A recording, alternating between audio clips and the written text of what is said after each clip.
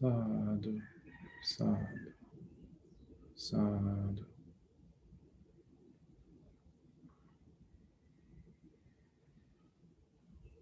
Namo tassa bhagavato arahato samma sambuddhassa. Namo tassa bhagavato arahato samma sambuddhassa. Namo tassa bhagavato arahato samma sambuddhassa. Buddhaṃ saranam gacchāmi, Dhammam saranam gacchāmi, Sangham saranam gacchāmi.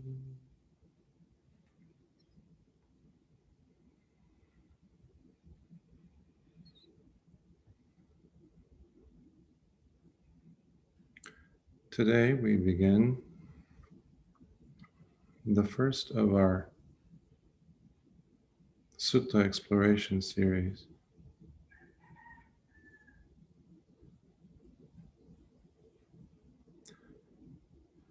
The way for us to find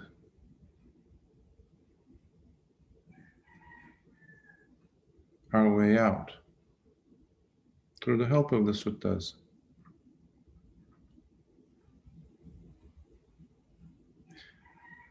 And in beginning,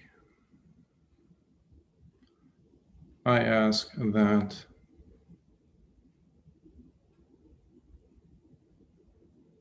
much like it is with sitting meditation or meditation proper,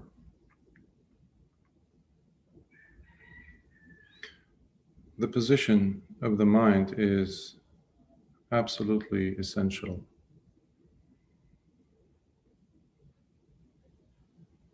That is, for it to be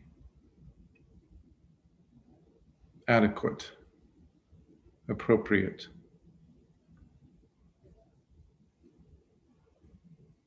in looking at, studying, going over, exploring, reading, listening to the suttas.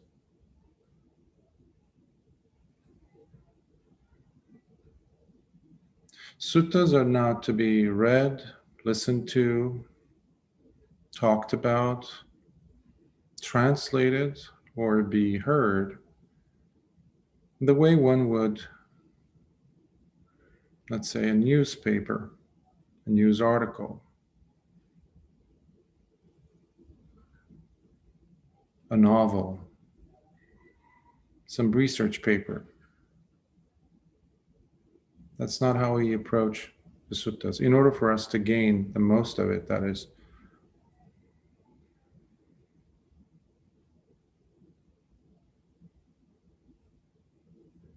So, being pure in our approach, in our intentions, is very important. Much like any receptacle,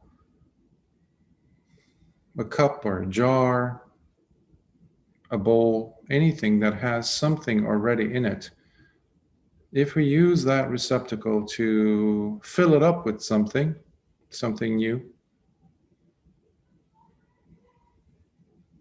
then we won't be doing it any justice, this something new, if we have residual stuff in the bowl, in the receptacle, the cup, the jar, whatever.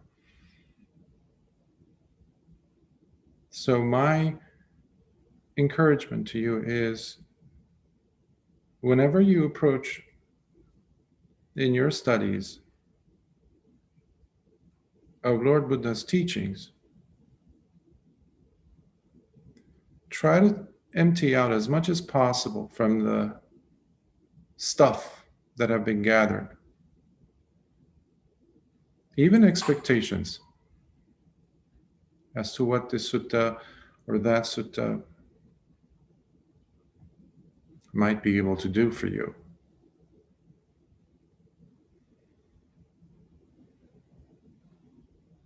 And on that note, suttas can and do bring about the experience of Nibbāna. It's not the suttas, the word, printed word, or the digital form of the word that does that, but it is the combination of all these factors coming together. But in order for that to take place, the mind, first of all, has to be, the heart has to be in the right place.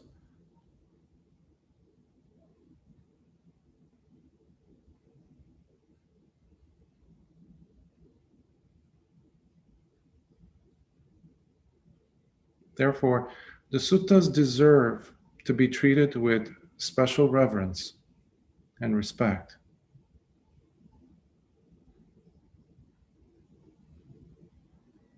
In the Anguttara Nikāya, when he is asked by Venerable Kimbila, Lord Buddha turns to him and says, in regards to why does the Dhamma, the dispensation of Lord Buddha, die out so quickly after the death of the Buddha? The Buddha lists several things. He says, when bhikkhus and bhikkhunis, upasakas and upasikas, lay male and female disciples, when they stop venerating, respecting, revering the Buddha, the Dhamma, the Sangha, the training, the importance of diligence, the importance of samadhi. But specifically here, I want to mention the part about the Dhamma. It is there. So we need to take care of them. The words and the suttas. Not to worship them, but to have a sense of reverence towards what they might have brought to us and for us through the course of centuries. And in order for us to maintain that,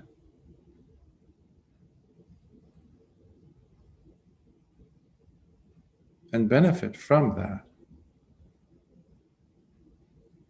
the repetitions become very important, for which the Buddha spent extra amount of energy in repeating, sometimes entire segments that could go on for several paragraphs, if not pages, repeating what he said in the beginning, in the middle, the body of the sutta, if you will, and then at the end, because he's trying to nail it, he's trying to hammer it in.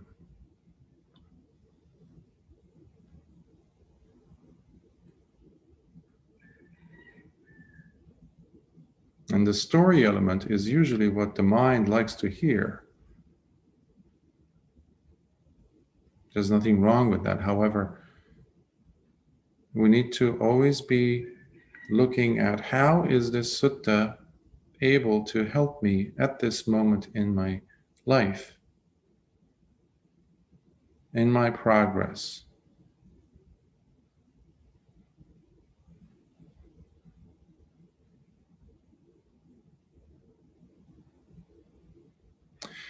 So the sutta that I wanted us to go over is the Rathavinita Sutta, the relay of chariots, or relay chariots in English. It's from the middle length Discourses, which is the Majjhima Nikāya, Sutta number 24.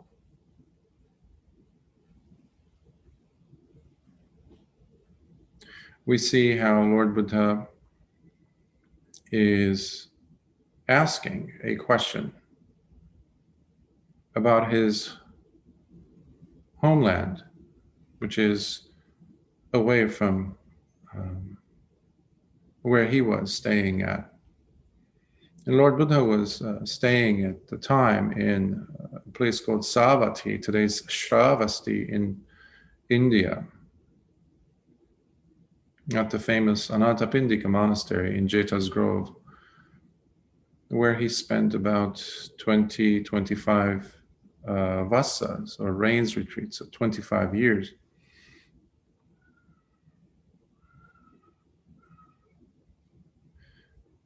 And he inquires about his homeland and who is the foremost when it comes to the Dhamma within the bhikkhus there in Kapilavattu, his kingdom, his father's kingdom.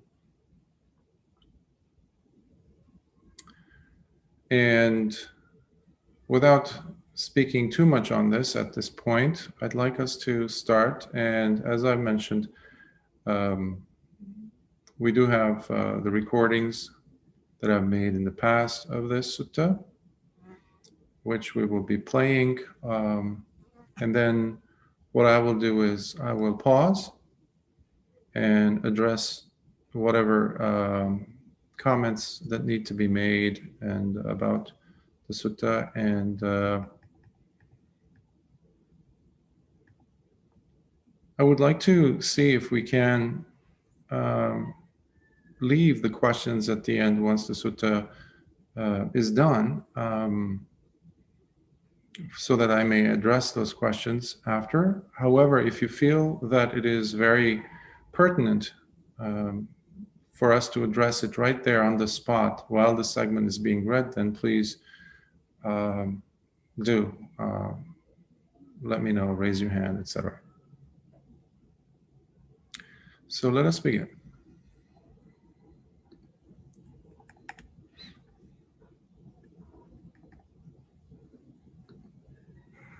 Rathavinita Sutta, the relay chariots. Thus have I heard.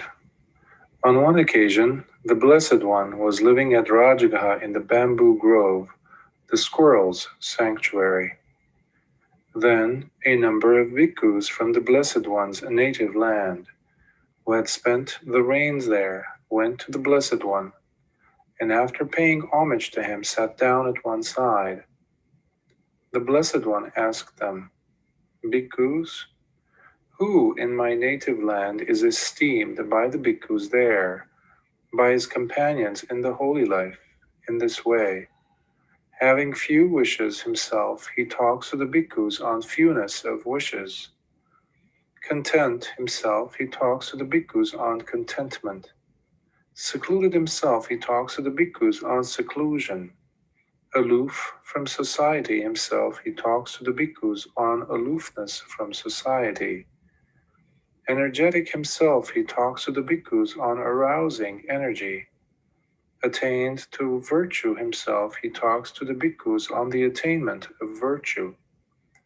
Attained to collectedness of mind himself, he talks to the bhikkhus on the attainment of collectedness of mind. Attained to wisdom himself, he talks to the bhikkhus on the attainment of wisdom. Attained to deliverance himself, he talks to the bhikkhus on the attainment of deliverance. Attained to the knowledge and vision of deliverance himself, he talks to the bhikkhus on the attainment of the knowledge and vision of deliverance. He is one who advises, informs. Here, the Buddha is laying out the task that is to be taken up by anyone who's gone forth, by talking about the virtue, the practice, the focus on attaining knowledge and vision, which will come up later on in the conversation between the two protagonists, if you will, which, by the way, that is the place where I had to mention earlier, where this whole scene to be played out later will be taking place in Savatthi. Here, the Buddha is in Rajagaha, where we have the famous Vulture's Peak, Gijja peaks, where the Buddha is asking, which is closer to Kapilavatthu, the Buddha's kingdom. So you had groups of monks who had come from Kapilavatthu,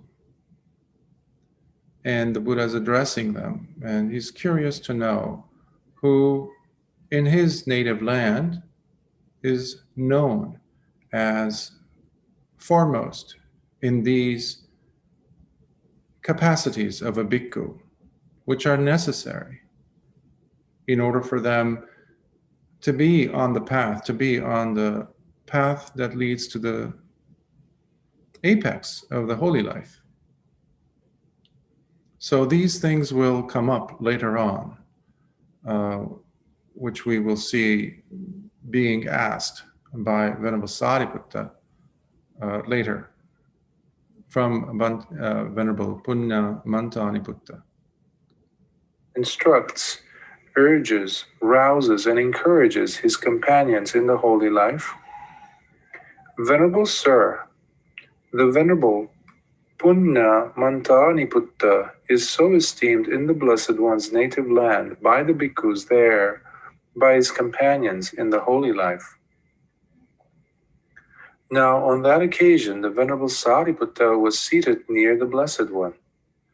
Then it occurred to the Venerable Sāriputta, it is a gain for the Venerable Puṇṇa Mantānīputta.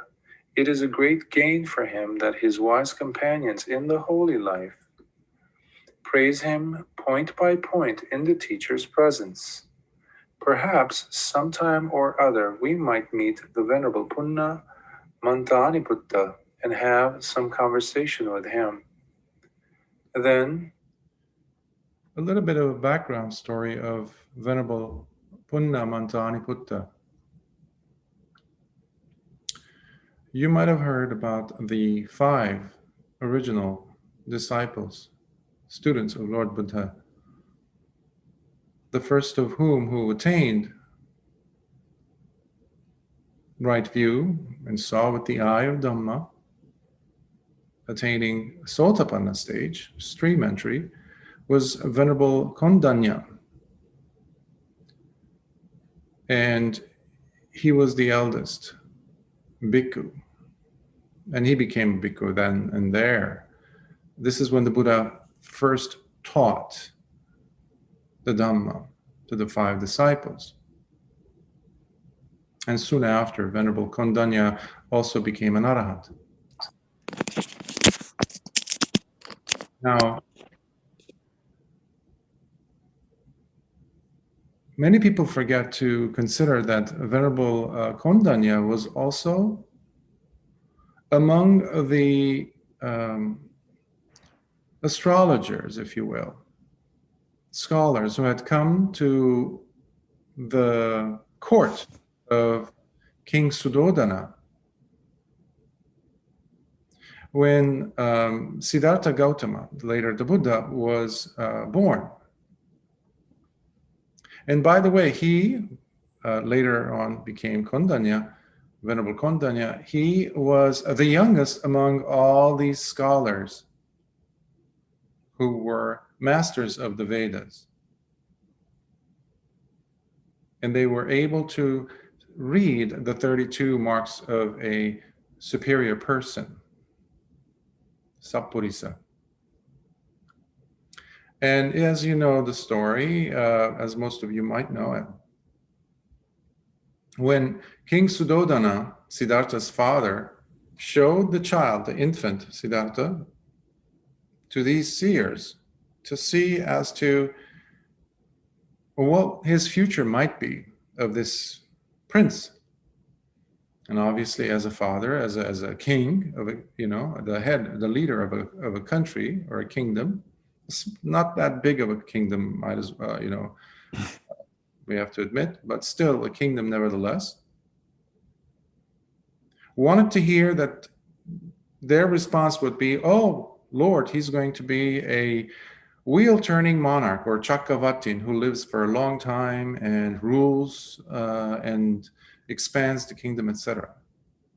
But each of these seers, they did say that that he's going to be a great king, etc. But they also added a caveat. They also added option 2. They said, however, Lord, if he decides to go forth and leave the court, he will be the greatest. He will be a Buddha.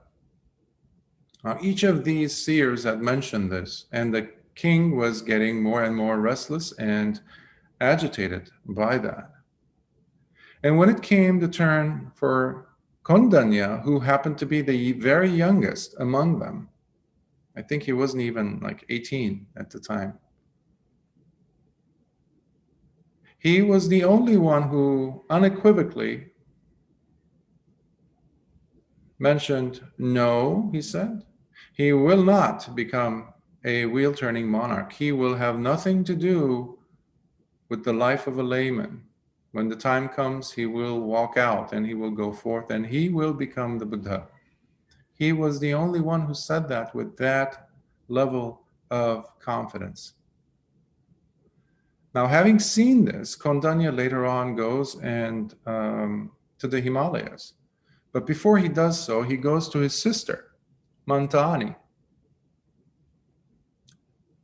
who I believe was pregnant, if I'm not mistaken, or had just had a child.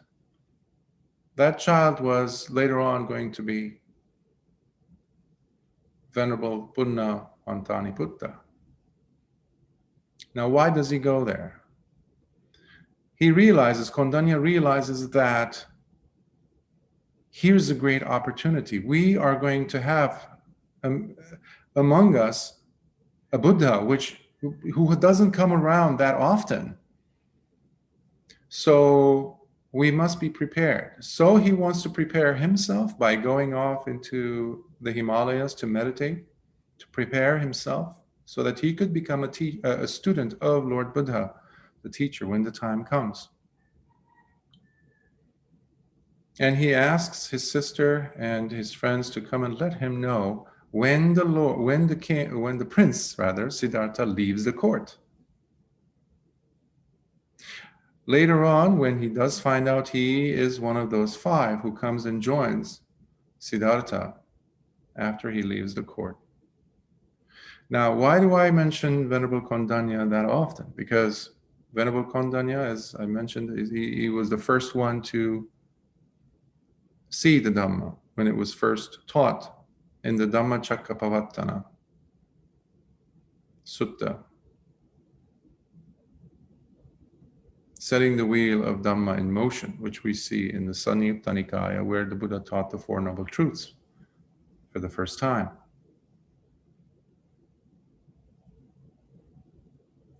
After Venerable Kondanya had attained arahantship, which took place when the Buddha taught the Anattalakkana Sutta, approximately a week after teaching the Dhammacakkappavattana, he goes to Kapilavatthu, the Buddha's hometown, where he was from also. And there, Puṇṇa is now grown up. And he was already being taught by him here and there in the past through his mother. So he ordains him, his nephew, and his nephew becomes an arahant, Venerable Puṇṇa Mantānīputta. And he also is so influential that he gathers around him 500 bhikkhus. And by the way, these numbers, they're just like simplifications.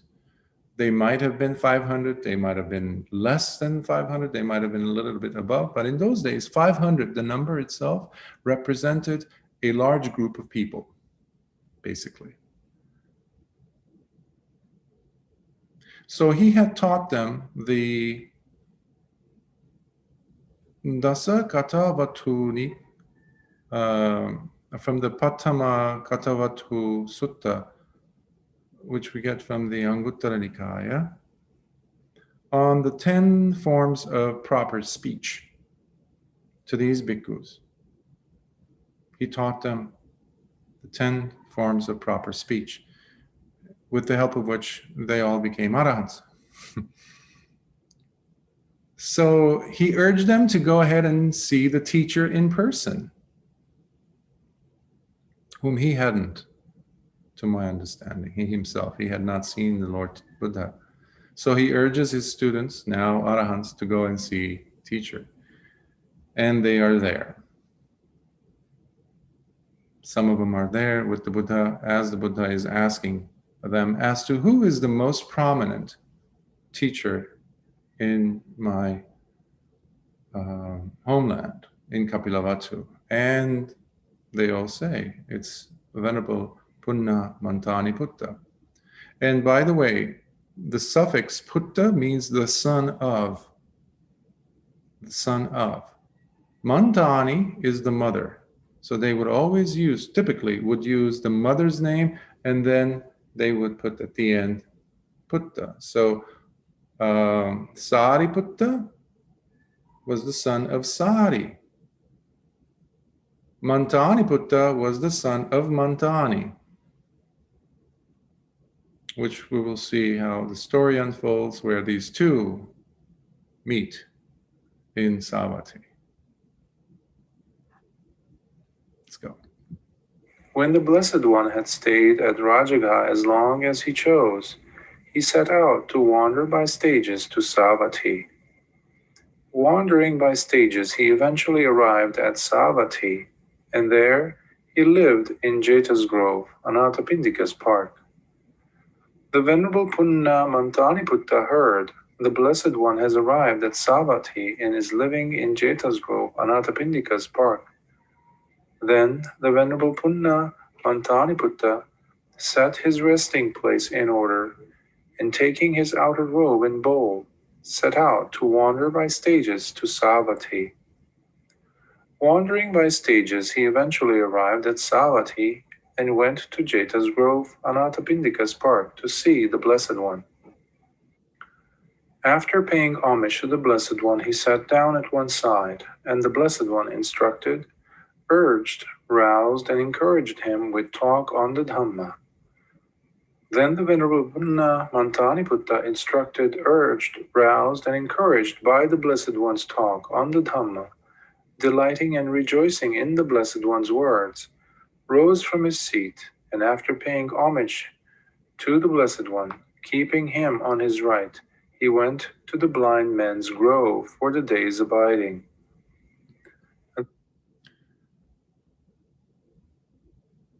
He was an arahant. Yet we see how the Dhamma, hearing the Dhamma, listening to the Dhamma, being exposed to it, has the refreshing impact. One can never have enough of it, in a sense, because the arahant still has to deal with the 5 aggregates. It is a burden living on this planet for the arahant. So they have to put up with the body, they have to put up with, in their case, the way they see the body as this repulsive concoction of things happening in which they have to take care of. When all they have to do, they want to do, is sit in Nirodha Samapatti, which is the cessation of feeling and perception, and to really be surrounded by those individuals who are also on that level. So here's an opportunity, so long as the person's teacher is alive, in this case Lord Buddha himself, that many monks would have taken many days, weeks, to walk, to come to to where the Buddha was staying. And usually the news as to where the Buddha might have been at that time might not have been that correct, because news would travel slow in some cases. And there was no cell phones, no nothing for you to guarantee that he's there. So many times these traveling bhikkhus would get to their destination, but the teacher would not be there. So we're looking at, rural India. There were no roads proper, like we understand them today. And the bhikkhu also had to think about the food. So it must have been an arduous journey, but it's all well worth it. So that's what causes a person to feel rejuvenated when they are exposed to the Dhamma. Not that they are confused or they're lacking in their attainment. So we need to also be aware of the fact that Puṇṇa Mantānīputta also was acknowledged by Lord Buddha to be the foremost in his preaching, in his teaching ability of the Dhamma. Dhammadinna was the bhikkhuni version of him. And Chitta, the lay householder, was the lay male disciple version of that capacity, to be able to teach fluidly the Dhamma, removing any knots that might be there for the listener. So here's, for the first time, Venerable Sāriputta heard about Venerable Puṇṇa Mantānīputta, but he has never seen him. They've never met. So let's continue. A certain bhikkhu went to the Venerable Sāriputta and said to him, "Friend Sāriputta, the bhikkhu Puṇṇa Mantānīputta, of whom you have always spoken highly, has just been instructed, urged, roused, and encouraged by the Blessed One with talk on the Dhamma. After delighting and rejoicing in the Blessed One's words, he rose from his seat, and after paying homage to the Blessed One, keeping him on his right, he has gone to the blind man's grove for the day's abiding." And sometimes people have wondered, what does that mean, keeping him on his right? The person in those days, when they would meet a teacher, a holy person, whether they're a king or a lowly, ordinary human being, or even devas, actually, they, especially at the end of the meeting, they would circumambulate, they would walk around that person, that teacher. That tradition has been kept to this day. When you go to, for example, chaitiyas or stupas, pagodas, where there are relics of teachers, maybe even the Arahants, and even maybe Lord Buddha's relics, especially on pilgrimages, you will see how people would go around. That is what is meant here, keeping him on his right, because it was disrespectful to walk with your back to the teacher.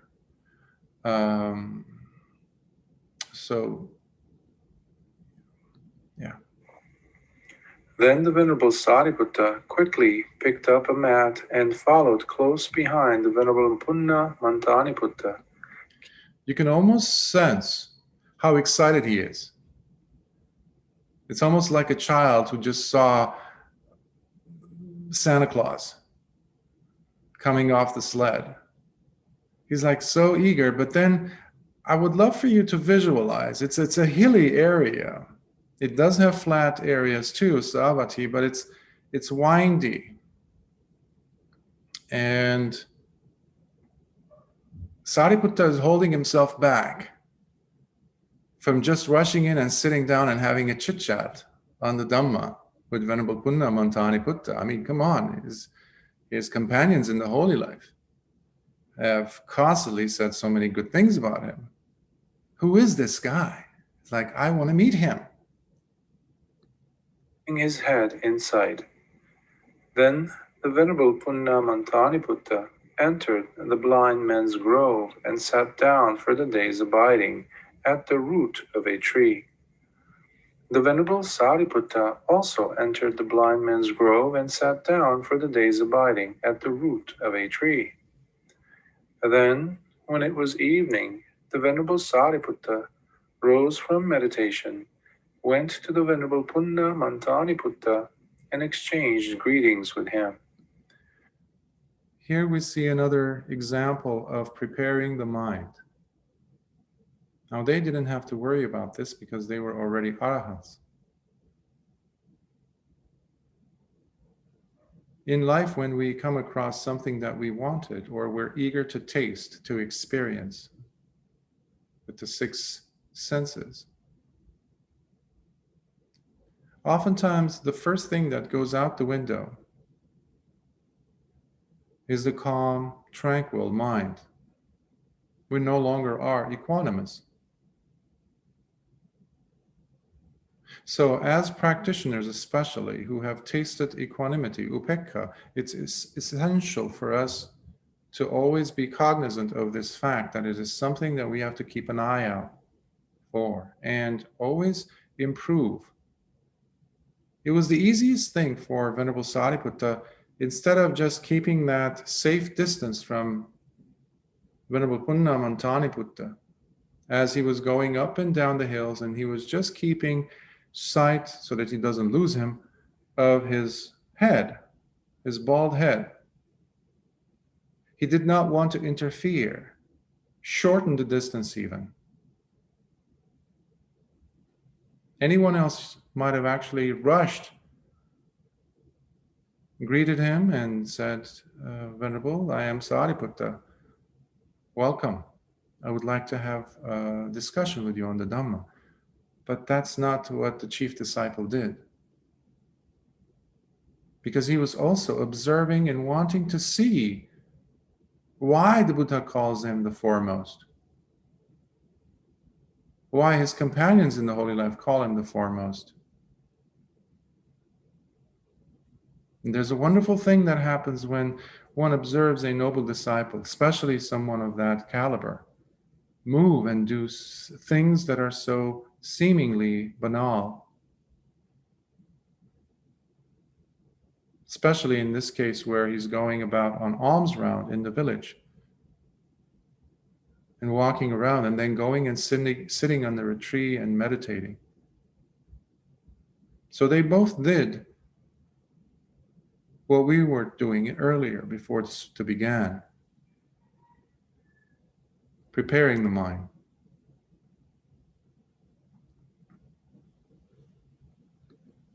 When this courteous and amiable talk was finished, he sat down at one side and said to the Venerable Puṇṇa Mantānīputta, Is the holy life lived under our Blessed One, friend?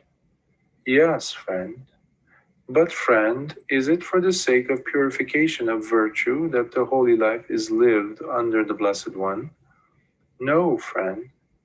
Then,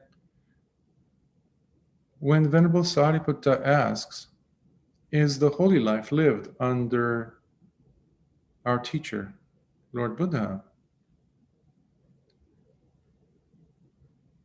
Obviously, Venerable Sāriputta is asking, knowing full fact that the answer to this, of course, it is lived. But in asking Venerable Puṇṇa Mantānīputta, he also wants to see for himself what his position is on the other teachers and teachings, contemporary teachers that were there, who were also promoting different sorts of holy life, in a sense, different paths of living the holy life, which did not have right view. So first, Venerable Sāriputta wants to establish a common ground, because he's testing him. He didn't believe anything, Venerable Sāriputta. When you study his life, he never believed anything that came out of his teacher's mouth. And here we see the perfect evidence of that. He wants to go on his own, test it out, to see who is Venerable Puṇṇa Mantānīputta. Let's start with, okay, what is your take on the teaching? Does it lead to the apex of the holy life? Okay. Second, what's his view on virtue, which is sila? So here we're going to see the set of 7 purifications that will be repeated. Will come, they will go through one at a time. So Venerable Sāriputta is going to ask one at a time, point by point. And these 7, I would like you to have in the back of your mind as the ladder, the step-by-step guide and process that a meditator must go through, step by step. So let's explore some more. Is it for the sake of purification of mind that the holy life is lived under the Blessed One? No, friend. Then is it for the sake of purification of view that the holy life is lived under the Blessed One? No, friend. Then is it for the sake of purification by overcoming doubt that the holy life is lived under the Blessed One? No, friend. Then is it for the sake of purification by knowledge and vision of what is the path and what is not the path that the holy life is lived under the Blessed One? No, friend. Then is it for the sake of purification by knowledge and vision of the way that the holy life is lived under the Blessed One? No, friend. Then is it for the sake of purification by knowledge and vision that the holy life is lived under the Blessed One? No, friend. Friend, when asked, but friend, is it for the sake of purification of virtue that the holy life is lived under the Blessed One? You replied, no, friend. When asked, then is it for the sake of purification of mind that the holy life is lived under the Blessed One? You replied, no, friend. When asked, then is it for the sake of purification of view that the holy life is lived under the Blessed One? Your response was, no, friend. When asked, then is it for the sake of purification by overcoming doubt that the holy life is lived under the Blessed One? You responded, no, friend. When asked, then is it for the sake of purification by knowledge and vision of what is the path and what is not the path that the holy life is lived under the Blessed One? You responded, no, friend. When asked, then is it for the sake of purification by knowledge and vision of the way that the holy life is lived under the Blessed One? You responded, no, friend. When asked, then is it for the sake of purification by knowledge and vision that the holy life is lived under the Blessed One? You responded, no, friend. For the sake of what, then, friend, is the holy life lived under the Blessed One? Friend, it is for the sake of final Nibbāna without clinging that the holy life is lived under the Blessed One. You can tell of the repetition. That can be tedious, especially when we're reading through the suttas and we want to get to the crux of it. For some reason, our minds don't like repetitions. We would just want to go to the juice of it. And as you noticed, I was kind of pausing there when I was recording this at the time because I was using several sources, and all these sources,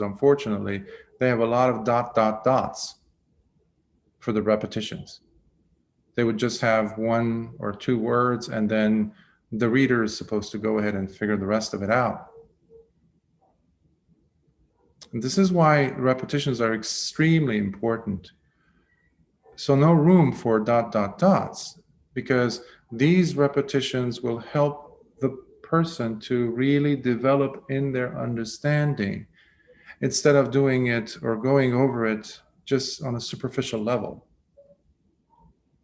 Here we see each of these questions that are being posed by Venerable Sāriputta to Venerable Puṇṇa Mantānīputta. He's saying no. Now, the person immediately looking at it superficially would say, oh, so there's a disagreement. So oftentimes we forget to look at the whole process. This is something that I've mentioned several times, to avoid looking at the content of things. This is what happened yesterday, and because of that, I'm feeling this way today. Why did this thing happen? Why do these things happen, etc., etc.? Those things are not important in their localized state as this phenomena, as this thing. But when we pull a bit back and look at the whole picture, there's a better understanding. So when you see a disciple, a chief disciple at that, asking such critical questions, he is also preparing the ground for better understanding for later generations, including his own students, because in those days there was no writing. Let's remember that. For about 400-500 years, at least, there were no writing of the suttas. They were all carried through repetitions, they would just say the words, recite it. In fact, there was a time where each vihara or each monastery had a library monk, reciting monk, or memory monk, sometimes they're called. So they had learned the suttas by heart. In some cases, even the commentaries by heart. Imagine all the Nikāyas are in their mind. So the other monks would go and research. When they were doing a research or understanding a sutta, they did not know or forgotten the sutta, they would go to this person. So when you have a formula like this, one at a time, each one leading to the next, you almost have this stair step or rung by rung by rung levels, stages that are clearly delineating for later scholars as well as practitioners to know what comes first. See, if you do not have the right view, you will not be able to know what is the right path, the patipada. What is the right path, he asks. What is not the right path? So knowing what is and what is not the path, that's the culmination of the Lord Buddha's teaching, right? And the Venerable says, no. Let's explore some more. But friend, is purification of virtue final Nibbāna without clinging? No, friend. Then is purification of mind final Nibbāna without clinging? No, friend. Then is purification of view final Nibbāna without clinging? No, friend. Then is purification by overcoming doubt final Nibbāna without clinging? No, friend. Then is purification by knowledge and vision of what is the path and what is not the path final Nibbāna without clinging? No, friend. Then is purification by knowledge and vision of the way final Nibbāna without clinging? No, friend. Then is purification by knowledge and vision final Nibbāna without clinging? No, friend. But friend, is final Nibbāna without clinging to be attained without these states? no, friend. This is interesting, because when you look at it segment by segment as its own truth, isolated, independent from all that came before, prior to it, and all that will come after it, then it's absolutely no. It is not the path.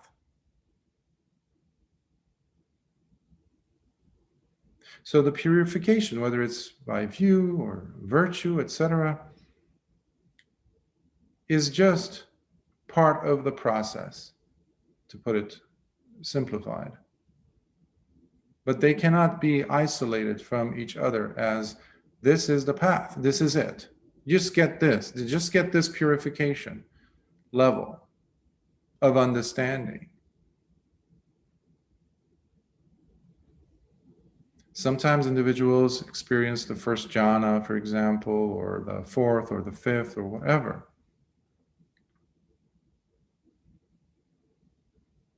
And they pitch a tent there. In fact, they start constructing a house there. That's it. We're good. We got it. This is a remedy for that. And there's other suttas, of course, many suttas, that help to demolish that wrong view. But even if a person has right view, but attaches themselves to it with clinging, if you remember, the question itself here is through non-clinging. Anupada, the Pali word for it is upadana, anupada, the opposite. When a person attaches to that view, that becomes wrong view.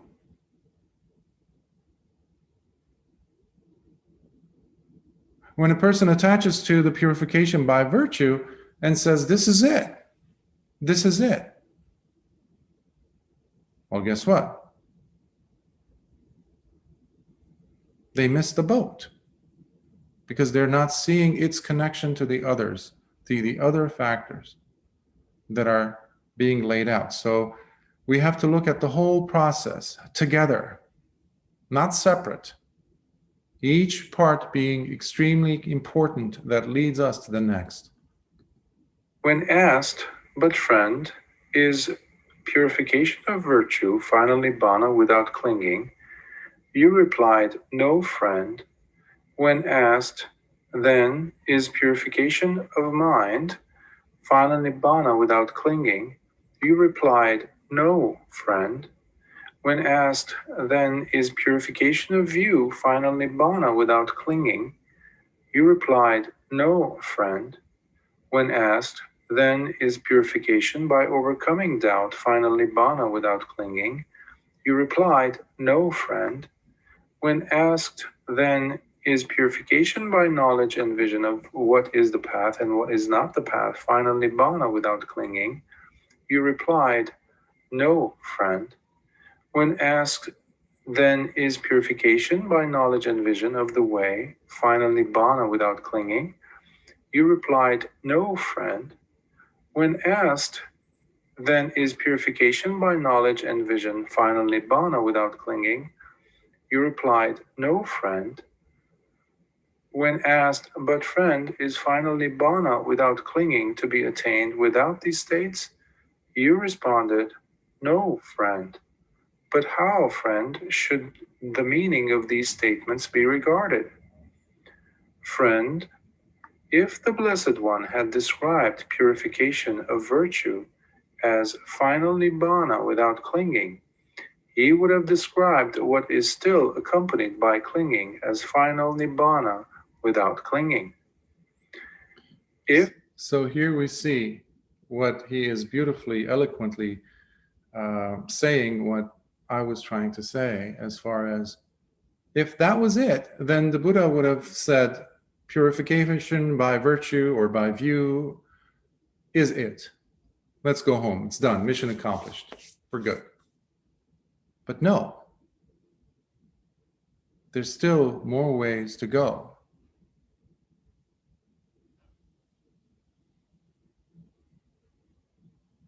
And this is an encouragement to every practitioner.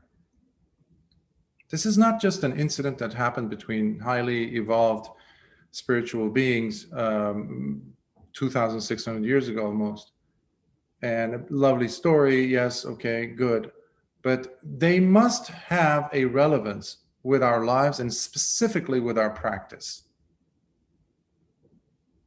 The job of a teacher, a good teacher, is always to dislodge you from the ditch that every one of us will fall into. And the ditch has mud in it, mud of ignorance. And the more the person is there, cozying up, playing the scenarios, oh yes, I've experienced this, to themselves, even if they don't say it audibly, but that mud will crystallize, that will become concrete-like, it will be stuck. That's why the presence of a teacher is very important.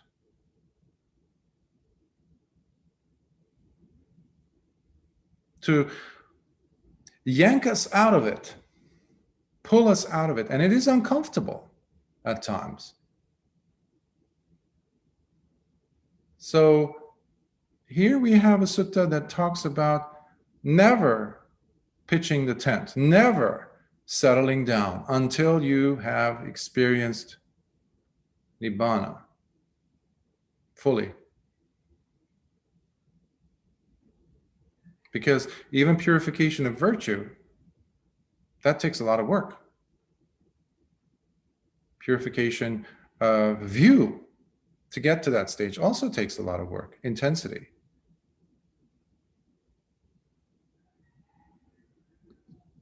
The Blessed One had described purification of mind as final Nibbāna without clinging. He would have described what is still accompanied by clinging as final Nibbāna without clinging. If the Blessed One had described purification of view as final Nibbāna without clinging, he would have described what is still accompanied by clinging as final Nibbāna without clinging. If the Blessed One had described purification by overcoming doubt as final Nibbāna without clinging, he would have described what is still accompanied by clinging as final Nibbāna without clinging.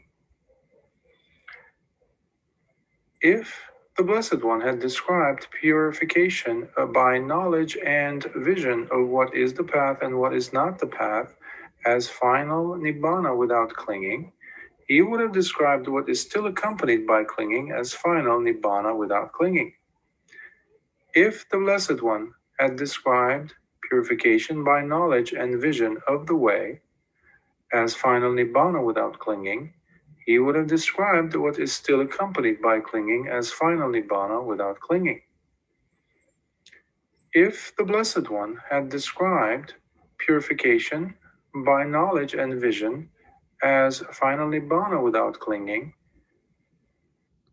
he would have described what is still accompanied by clinging as final Nibbāna without clinging. And now, many times people might say, I've seen it in different places, where they take knowledge and vision as the attainment of arahantship. Knowledge and vision, which is the seventh purification, as being pointed out. But what we need to become aware of is that these seven are purifications. The person is not purified yet, if you will. They're taking us closer to arahantship. However, this last one, purification that is knowledge and vision, are qualities, necessary qualities or characteristics, traits of a noble disciple. Someone we call Sekha, who's still a disciple in training, compared to the Arahant. Now, these are still very important levels, of course. But knowledge and vision are still the tools that are necessary for the person to get to that state where the defilements, the contaminants, or the asavas are no more.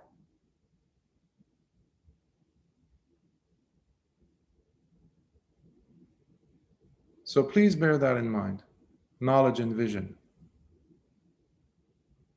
Jnana dassana. The person has absolutely right view, of course. They are very virtuous. In fact, they have adi sila, adi samadhi, and adi panya, the higher form of virtue, higher form of samadhi, higher form of insights. But they have not experienced the fullness of it, of where this path leads.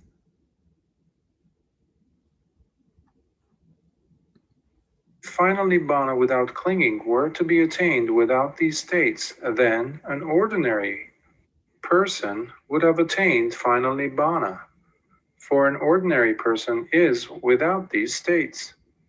I love that Venerable Puṇṇa Mantānīputta is kind of like downplaying all these different stages. It's like, yeah, anybody, any ordinary person could get to them, type of a thing.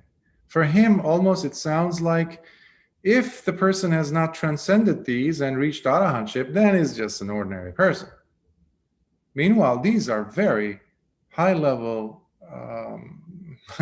intense energy requiring levels of, you might even call insight, because they take us there. So these are not mundane states.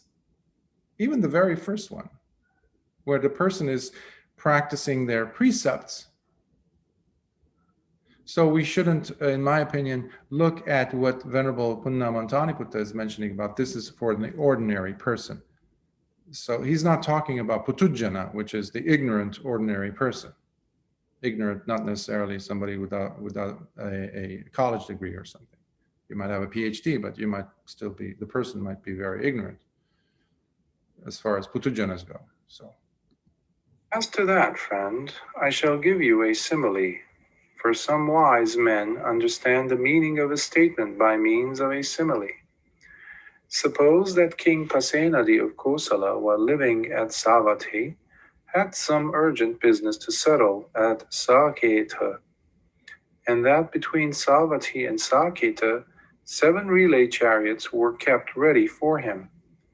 Then King Pasenadi of Kosala, leaving Savatthi through the inner palace door, would mount the first relay chariot, and by means of the first relay chariot he would arrive at the second relay chariot. Then he would dismount from the first chariot and mount the second chariot, and by means of the second chariot he would arrive at the third chariot, and by means of the third chariot he would arrive at the fourth chariot. You can tell how the repetition part, it can play with our mind, and even the reading, it's boring. But they're very important. And something might be needed to be said about the chariots, the relay chariots, because the king with his charioteer is going from one place to as far as the animal, the horse or horses, the stallions could carry him because of the exhaustion. Saketa is not close to where King Pasenadi's palace is. And he, by the way, he was one of the greater kings, if you will. He was much more powerful than, let's say, King Sudodana. So they're reaching the end of the capacity of that horse, or those horses, the chariot. So that is the reason why he needs to dismount and then jump on the other one. And in the old days, this is how they would do it. Earlier, the scouts would go and let everyone know to get it ready on that particular day, at that particular time. So the horse has reached its maximum point, its destination, And that's it. And the king now has to take another one. Similarly with these stages of purification. And by means of the fourth chariot, he would arrive at the fifth chariot. And by means of the fifth chariot, he would arrive at the sixth chariot. And by means of the sixth chariot, he would arrive at the seventh chariot. And by means of the seventh chariot, he would arrive at the inner palace door in Sāketa. Then, when he had come to the inner palace door, his friends and acquaintances, his kinsmen and relatives would ask him, "Sire, did you come from Savatthi to the inner palace door in Sāketa by means of this relay chariot? How then should King Pasenadi of Kosala answer in order to answer correctly?" In order to answer correctly, friend, he should answer thus: "Here, while living at Savatthi, I had some urgent business to settle at Sāketa. And between Savatthi and Sāketa, 7 relay chariots were kept ready for me. Then, leaving Savatthi through the inner palace door, I mounted the first relay chariot. And by means of the first relay chariot, I arrived at the second relay chariot. Then I dismounted from the first chariot and mounted the second chariot. And by means of the second chariot, I arrived at the third, the fourth, the fifth, the sixth, and seventh chariot. And by means of the seventh chariot, I arrived at the inner palace door in Sāketa. In order to answer correctly, he should answer thus." So too, friend, purification of virtue is for the sake of reaching purification of mind. Purification of mind is for the sake of reaching purification of view. Purification of view is for the sake of reaching purification by overcoming doubt. Purification by overcoming doubt is for the sake of reaching purification by knowledge and vision of what is the path and what is not the path. Purification by knowledge and vision of what is the path and what is not the path is for the sake of reaching purification by knowledge and vision of the way. Purification by knowledge and vision of the way is for the sake of reaching purification by knowledge and vision. Purification by knowledge and vision is for the sake of reaching final Nibbāna without clinging. It is for the sake of final Nibbāna without clinging that the holy life is lived under the Blessed One. When this was said, the Venerable Sāriputta asked the Venerable Puṇṇa Mantānīputta, "What is the Venerable One's name, and how do his companions in the holy life know the Venerable One?" "My name is Puṇṇa, friend, and my companions in the holy life know me as Mantānīputta." "It is wonderful, friend, it is marvelous. Each profound question has been answered point by point by the Venerable Puṇṇa Mantānīputta as a learned disciple who understands the teacher's dispensation correctly. It is a gain for his companions in the holy life. It is a great gain for them that they have the opportunity to see and honor the Venerable Puṇṇa Mantānīputta. Even if it were by carrying the Venerable Puṇṇa Mantānīputta about on a cushion on their heads, that his companions in the holy life would get the opportunity to see and honor him, it would be a gain for them, a great gain for them. And it is a gain for us, a great gain for us, that we have the opportunity to see and honor the Venerable Puṇṇa Mantānīputta. When this was said, the Venerable Puṇṇa Mantānīputta asked the Venerable Sāriputta, "And what is the Venerable One's name? And how do his companions in the holy life know the Venerable One?" "My name is Upatissa, friend, and my companions in the holy life know me as Sāriputta." "Indeed, friend, we did not know that we were talking with the Venerable Sāriputta, the disciple who is like the teacher himself."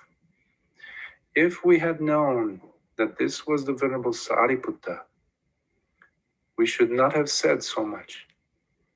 It is wonderful, friend. It is marvelous.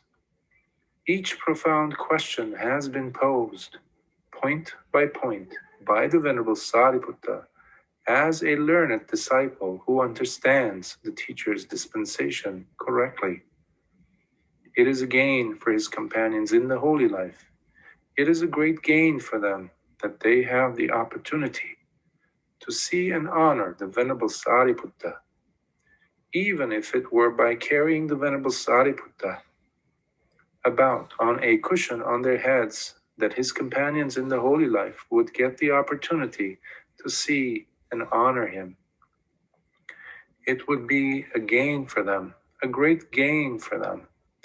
And it is a great gain for us, a great gain for us that we have the opportunity to see and honor the Venerable Sāriputta.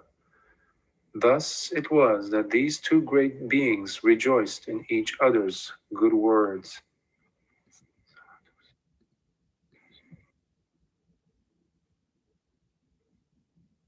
Something that sometimes is not very well known is the fact that at the time of the Buddha, when he was still alive, bhikkhus used to refer to each other as friend. And one of the instructions given by Lord Buddha at the time of his death to Ananda was, from this point on, he says, after my death, monks should not be addressing each other as avuso. Avuso is friend.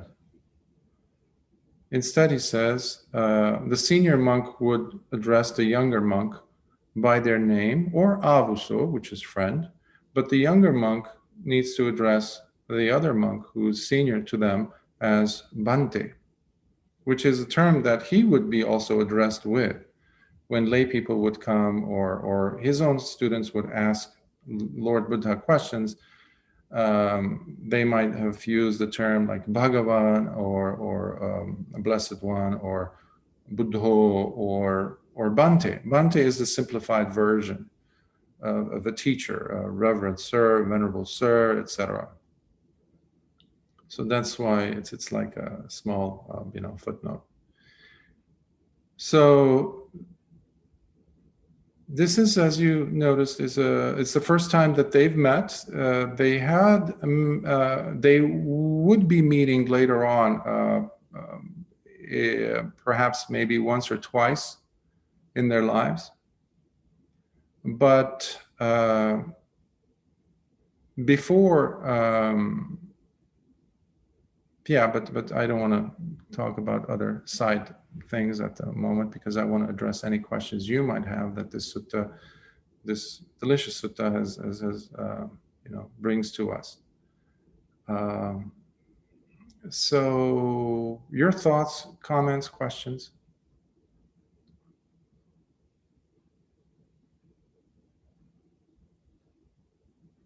Yes, Greg. Bhante, thank you for your teaching today. You've spent, during the reading of the sutta, referenced a number of times Candana and the Chakkappavatthana Sutta, however you pronounce that. And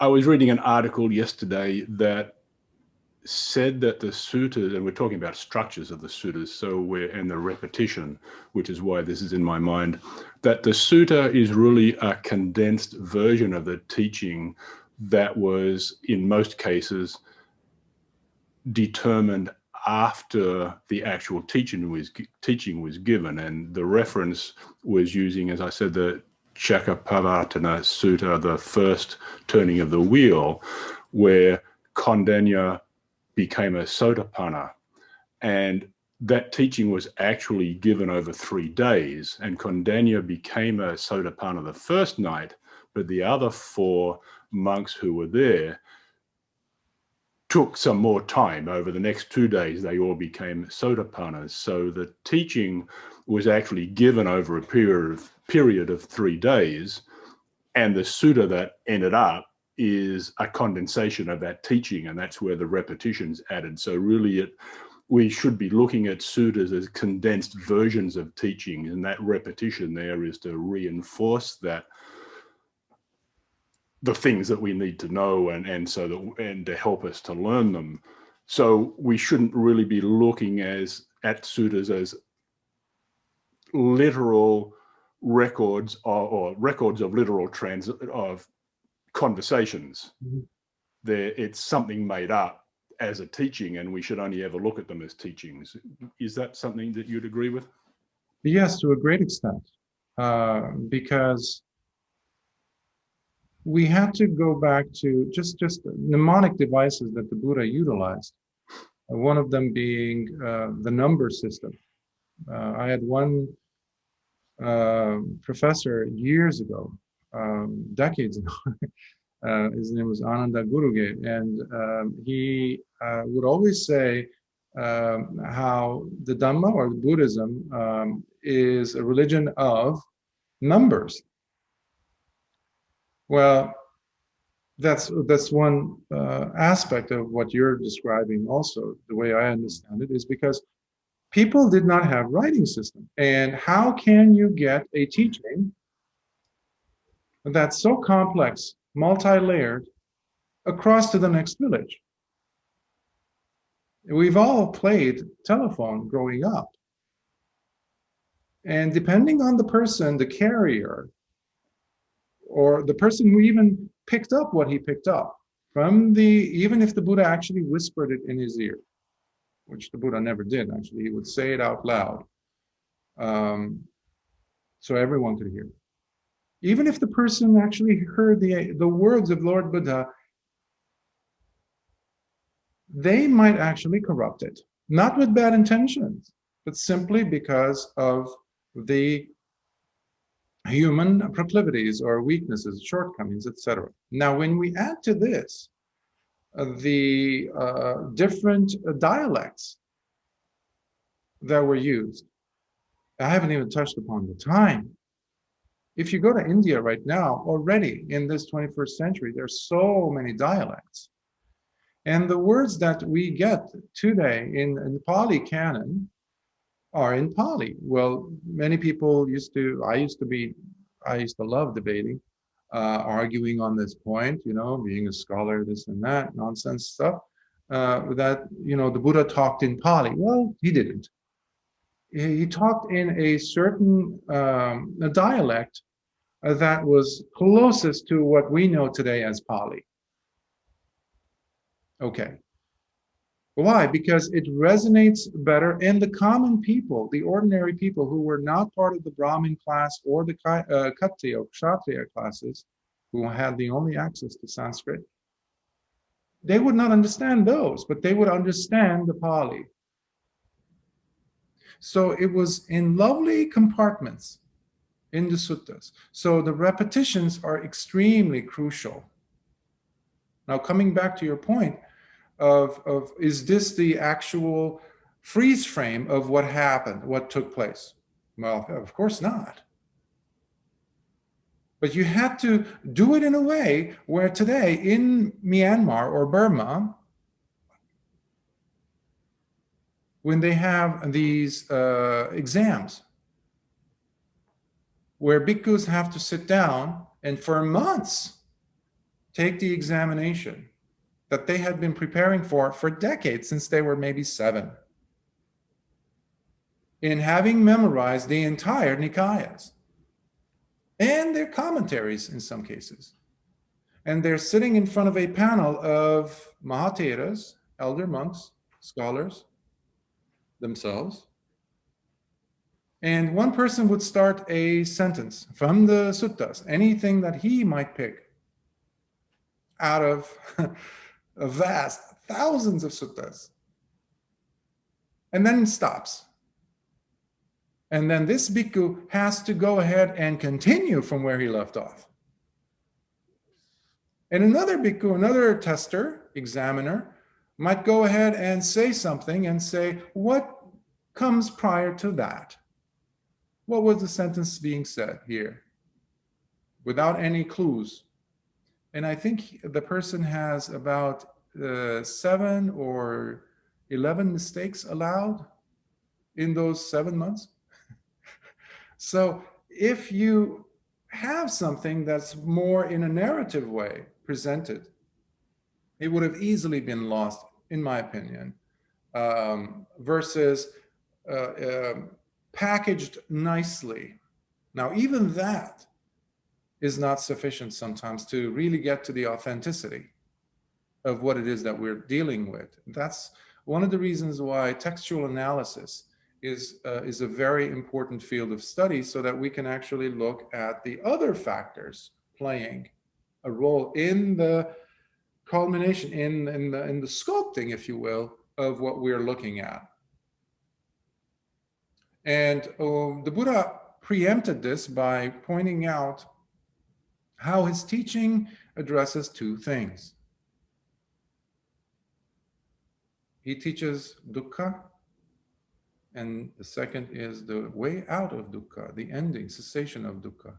So whatever suttas we're looking at, they need to have these 2 crucial elements. And any sutta that sticks out like a sore thumb out of these, they're usually called 84,000 suttas, but they're not that many, it's just a number. If you have one sutta that stands all on its own, where you don't see any reference to it anywhere, neither in the Dhamma, in the suttas, or in the Vinaya, which is another form of the Dhamma. You can actually, triangulate in a sense. If it's not found in either one of these, then guess what? It is not Dhamma. It was added. And yes, even in the Theravada Pali Canon has several suttas that are very shady. So it's not a matter of we just blindly take whatever is said, but we have to have somewhat of a solid understanding as to what are the rough materials for us to be looking at. So yes, so for the sake of preserving them, some elements had to be clipped, trimmed from the edges, which to my understanding, because I love stories, and that's how I used to teach even science subjects, because I noticed that it would restfully find its way in the mind of the person, the brain of the person who's totally unfamiliar with these principles. But because of the stories, because I believe it has something to do with the right brain that looks at relationships of what's being said, all of a sudden we have a better grasp of things. And that's another reason why I've decided a few years ago, to start this process of looking at whatever's available today, using the Pali and also using some of the available English language translations of the suttas. And there's a lot to be said about the translations available. And so I have to go back to the Pali constantly, but that's not enough. It needs to be, and this is the other aspect of your question that I'm trying to answer, or comment that I'm trying to answer. And that has to do with the personal practice of the individual translating it. It's crucial, because these were words that were carried over, but first instigated, first said by the great teacher. For what purpose? For philosophical undertakings, for philosophical activities? No. To accumulate more data? No. They were simply there to help the person understand, realize what's happening, which is dukkha, and 2, to break free from dukkha. So it has to be applied in the person's life, the person who happens to be a human being in this case, through practice. So that's one of the reasons why I can openly say I'm not a fan of scholars, or at least the scholarly approach to even writing books on the suttas, as suttas, and selling them, where I see translators being extremely frugal with their space when it comes to the actual translation of the sutta, meaning they use the cleaver of their whatever judgment and take out chunks of the suttas and throw it out, putting those ... dots, but never shy away from adding pages upon pages upon pages upon pages of footnotes where they can share their thoughts on the sutta. To me, that is doing great injustice to the Dhamma, which separates the person who actually picked up this book that they paid $65 for back in the 90s, early 90s when they came out to read. And it's like, okay, I'm lost now. What is this? So I have to go back, look up the footnotes, which oftentimes don't even address what was being said, because the person was simply a scholar, not a practitioner. So that is the third coordinate, the practitioner part of the reader. Basically, it needs to be practice-oriented, because these were meetings where human beings came together and valuable teachings were imparted. And to your point also, Venerable Ananda, who was the Buddha's attendant for 25 years, he wasn't there from day one, as you might know, but he came in later. But he had to get some, he had to be convinced. He had some conditions from Lord Buddha, who happened to be his cousin, by the way. So the Buddha wanted him, Ananda, who, by the way, had an impeccable photographic memory. And you see this all throughout the suttas, even in the commentaries. And even his students, who were there present in the second council, 100 years after the Buddha's death, would attest to. So Venerable Ananda, as part of the condition to become the Buddha's attendant, asked the Buddha several things, so different conditions. One of them was for Lord Buddha to go ahead and repeat for him the sutta before retiring that day. Not to leave it the next day, but that day. So he had to hear it again to confirm what he heard, so that he could, if you will, download it in his brain. And to also ask questions from the teacher himself. Because so many times the Buddha was not there when Ananda was being asked a question, and he was a very social or sociable monk. So he would meet a lot of laity, royalty, courtesans, queens and kings. So many times he would be asked questions, and he needed to know that the words that were coming out of his mouth were the actual words. That's where we get the word or the phrase evam me suttam in the beginning of suttas, many suttas. Thus have I heard, or this is what I personally heard. Who is saying those words? Venerable Ananda. When is he saying this? In the first council, which took place 3 months after the Buddha's demise or death. So he was the one who kept on reciting the suttas one after the other. And of course, you had some of the other bhikkhus who were there to kind of officiate. But the one that we know for sure that was said entirely and officiated by him was Digha Nikāya, which is the long discourses. Then we have the Majjhima Nikāya, middle length, from which we get the Rathavinita Sutta. He also was the one who said them. But Mahakassapa, who presided over the whole council, was the one who was like the go-to person to kind of validate. Yes, that's correct. And then you get to the Anguttara Nikāya, which I've heard teachers say in the past that it was validated, if you will, by Venerable Anuruddha. And then obviously the Vinaya Pitaka, the code of discipline for the monks and bhikkhunis, was done by Venerable Upali. He was, by profession, was the barber. along with the other princes who came in and took ordination. And out of courtesy for posterity and to set a lesson, I guess, for the class system, all the other princes decided that Upali would be better if he would be ordained first. Now they had to respect him, even though they came from Brahmin or Kshatriya class, warrior classes, and they were very proud people, Sakyans. So that they wanted that. So anyhow, that's a side note. But I hope I was able to answer your comment. Other thoughts, questions, comments? Yes, KK. I just want to articulate a visceral, appreciative response and then ask a question. I actually tried to listen to because Nareen so kindly sent it to us. So I was trying to listen to it before the session.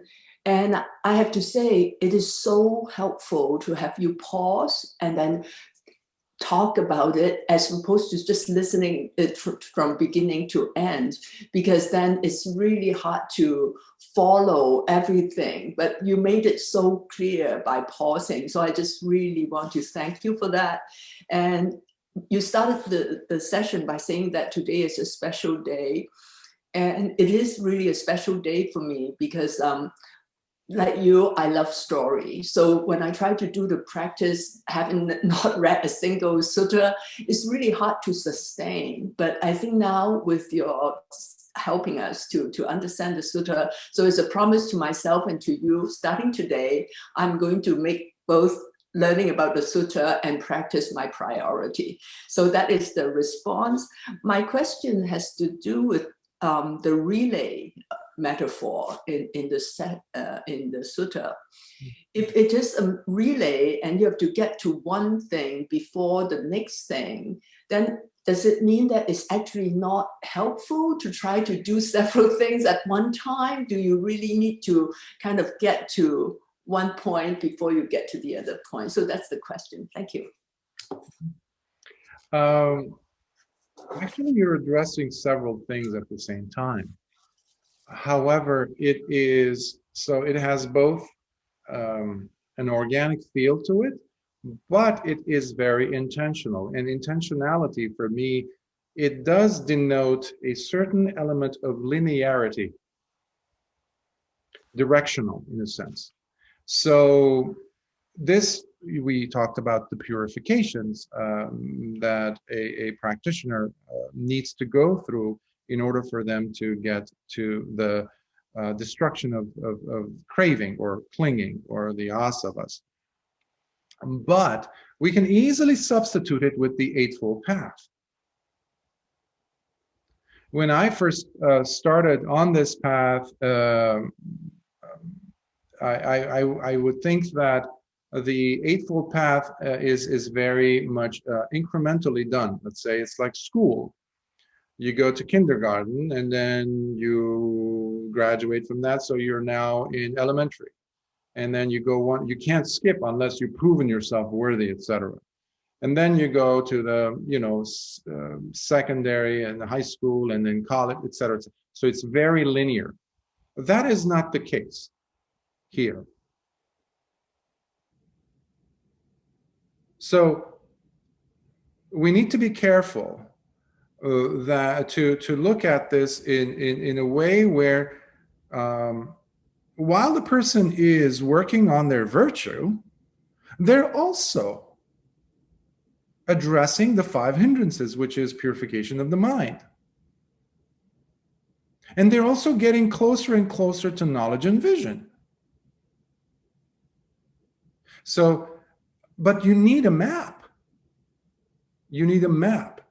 So when I teach meditation students, when a student comes or when I'm asking questions in interviews, I'm looking for certain signs. I'm looking for their behavior. I'm looking for this. I'm looking for their responses to situations that they're familiar with in the past, and how well or how much are they transformed in a sense, or are they? What is this? This is the map. Why? Because it's a roadmap. It takes us from one place to the next. but at the same time, you are addressing other aspects of the training. I hope I'm able to address your question. Excellent. Yes, Russell. Yeah, thank you, Bhante. My comment is kind of superficial. You had mentioned one of your teachers had talked about Buddhism by numbers. And actually, I found this, I happen to have this chart, Buddhism by numbers, one of these little things. They do it for the sciences or math.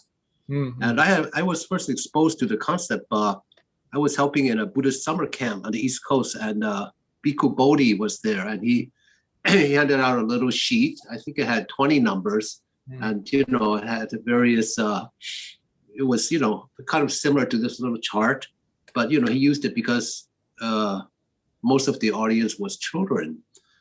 But still, I'd like you to. I'm wondering whether you can just elaborate a little bit on this kind of number aspect of, is it kind of an aid to memory and when there's no writing, or does it also show some kind of not progression, but as you get the numbers get more from 1 to say 108, there's kind of like by the time you get to 108, there's a lot to remember. Mm-hmm. Anyway, I'm just curious. That's why my question is a little bit, maybe off the wall, but I'm just curious about it. It's an important question. First of all, I'm so grateful for the Buddha to have come up with these formulas, because I'm very bad with memory, with dates. I mean, in history, I would really score badly when it was talking about which era, which day, what kingdom, this and that. So I would ask my teachers in high school whether they were going to ask questions like that, because I didn't care for those. I cared more about the human element. What was the story?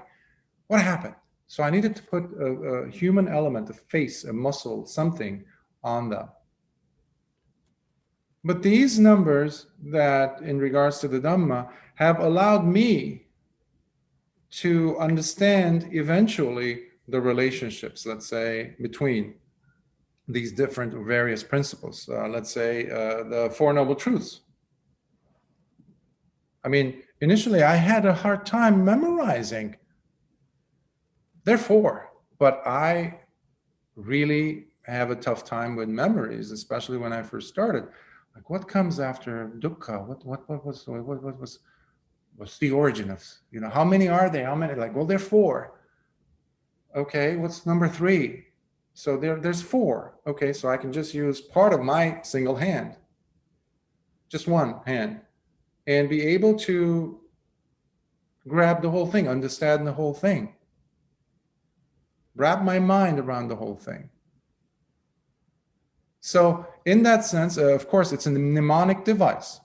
Mnemonic device means you use whatever. Let's say I used to have, I used to teach science, and my students would have a difficulty memorizing the colors of the visible light spectrum, which happens to be very, very, very, very slim on the chart of electromagnetic waves. We go from gamma rays, which are the most deadliest and shortest, to the radio waves, which are the longest and they're harmless. But in between, there's this one, and microwaves are there, etc. But visible light spectrum, well, students were having a difficulty memorizing it. So it was a lovely device to come across, Roy G. Biv. Roy G. Biv. What is that? Well, I wrote it down, and it wasn't my thing, by the way. I found it somewhere. It said, Roy, you can think of a person's name, G like the middle name, Biv like their last name. Roy, R means red, O means orange, Y means yellow, G is the green, B is blue, I is indigo, and V is violet. There you go. 100% of the students got it next time. So it's a mnemonic device.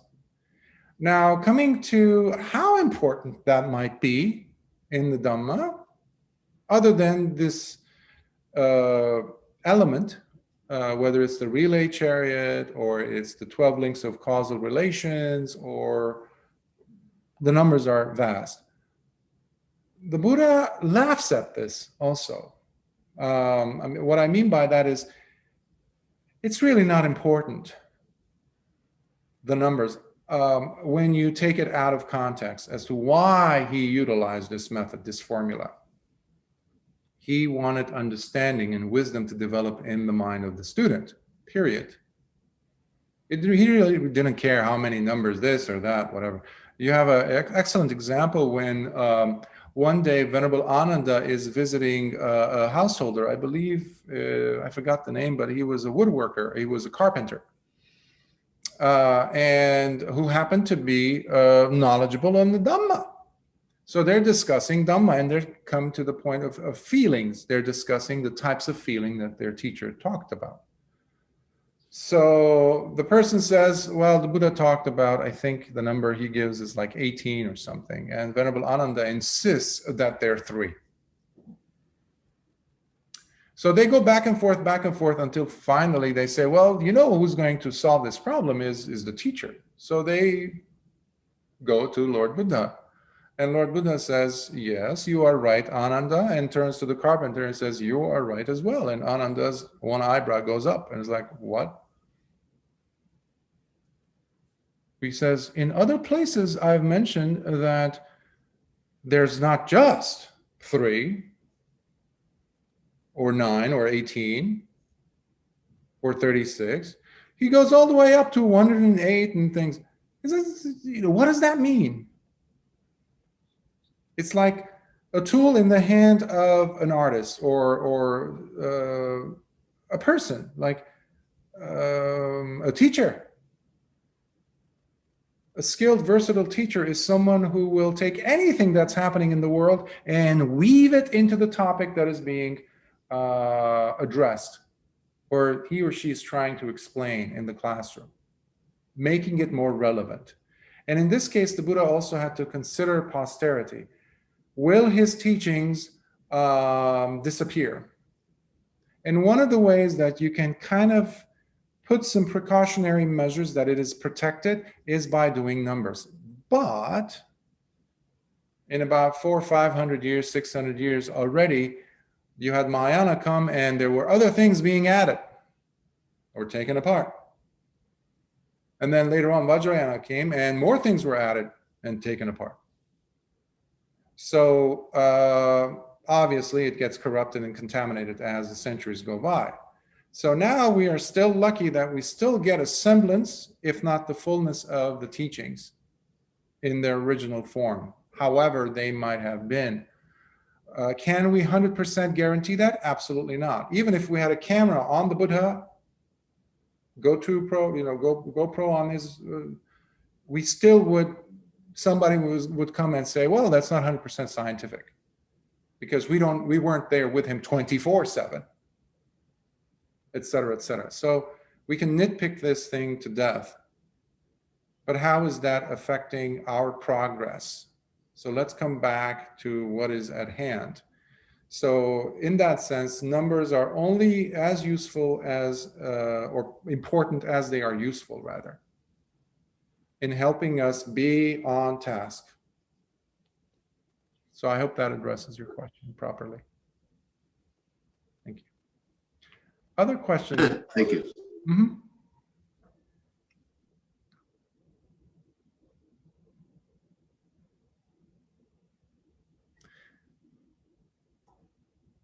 Okay, so I think that concludes today's session, but I think I might have mentioned last time, I keep adding more suttas. So and depending on how it flows and your progress, etc., I have made some changes and added a few suttas, and I keep adding more. So for next time, I would like us to address, and I will ask Dhammadina to send you a copy of this, of course, prior, but I can just tell you now. It is a very important sutta that is, it's one of my favorite suttas ever. And it's very powerful. And it's called the Pachalayamana Sutta, which is the dozing off. That's what it's called, dozing off, falling asleep. And it is one that Upatissa is smiling, laughing actually. It is the one that has this encounter between Venerable Mahamoggallana and Lord Buddha. And it is from the numerical discourses, or the Anguttara Nikāya, Book of the Sevens. And I don't know it by heart, but I just remember it because I finished it yesterday. So it's uploaded on YouTube already. So it's Anguttara Nikāya Sutta numbers from Book 7, Sutta number 61. And it's uploaded, and you can of course use other sources as well. So that will be the next one. And in this sutta, Venerable Mahamoggallana is struggling past being a sotapanna, and he's meditating, and his head keeps drooping. And it's a very human, I think all of us could relate to that, and how the Buddha comes and helps him. But there's a crucial element of the sutta that often is not looked at, where Venerable Mahamoggallana is so practical. He jumps in and fishes for a tiny little short, brief instruction that is almost like pocket size, that one could go to and just so easily accessible, if you will, that could take a person straight to Nibbāna. And he asks this question, it's like, Bhante, is there a way, like a very short, succinct, brief way that guarantees that defilements and the asavas are destroyed and one could reach the highest goal? And the Buddha says yes. So that's the sutta that I want us to address. That's why I wanted to make some changes on the list. So they're very organic. So let us then dedicate the merits of today's practice and sharing of Dhamma. May suffering ones be suffering free, and the fear-struck fearless be. May the grieving shed all grief, and may all beings find health relief. May all beings share in these merits that we have thus acquired, for the achievement of all kinds of wholesome happiness. May beings inhabiting space and earth, devas and nagas of mighty power, share in these merits. May they long protect the Buddha's dispensation. Sadhu, sadhu, sadhu. Sadhu, sadhu, sadhu. Thank you, Bhante. Great seeing you all. Be well. Practice, practice, practice. And the suttas are there for your support. And one of the reasons why I'm recording it, because the body fails, and I know my eyes are failing, and reading might become harder and harder for us as we age. And accessibility of listening to the suttas, to me, is becoming more pertinent and helpful for posterity. And so that's why I would encourage you, if you can't read or don't have the time to read, please listen. Listen as often as you can. There's a vast library of suttas now. So be well and stay safe and keep smiling. Thank you so much, Bhante. Bhante, you asked me to remind you about your talk tomorrow with the IBMC. Oh yes, thank you, Dhammadina. So tomorrow I will be sharing some Dhamma on Zoom again on IBMC, and it's the same link if you had it from last time. The password is IBMC, no spaces, and it will be 11 a.m. Los Angeles or Pacific Standard Time. So please bear that in mind. I don't know where there's several time zones here. So if you can join, otherwise it will be recorded and uploaded on YouTube, usually in a very short while. So be well, practice. See you next time.